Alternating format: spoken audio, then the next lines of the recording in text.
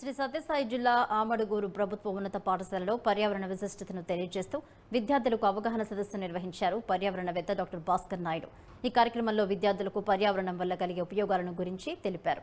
రేపటి తరానికి ప్రకృతి ఎంతో అవసరమో అని ఆయన తెలియజేశారు. ఈ సందర్భంగా విద్యార్థులు పర్యావరణాన్ని రక్షిస్తామని ప్రతిజ్ఞ చేశారు.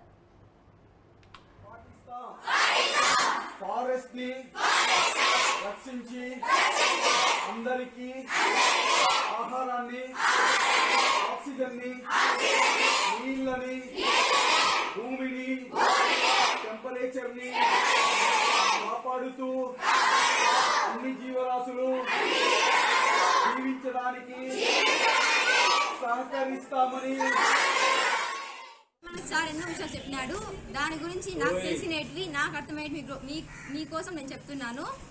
ఫస్ట్ మన సార్ చెప్పినది ఫారెస్ట్ అంటే FOREST, F ఫర్ ఫుడ్ అంటే మనకందరికి ఫుడ్ అవసరమే. నెక్స్ట్ O ఫర్ ఆక్సిజన్ లేక మనం లేం, మనం భూమి మీద బతకలేం. నెక్స్ట్ R ఫర్ రెయిన్ పడకపోతే మన చెట్టు ఉండవు, చెట్టు లేకపోతే మన ఫుడ్ ఉండదు.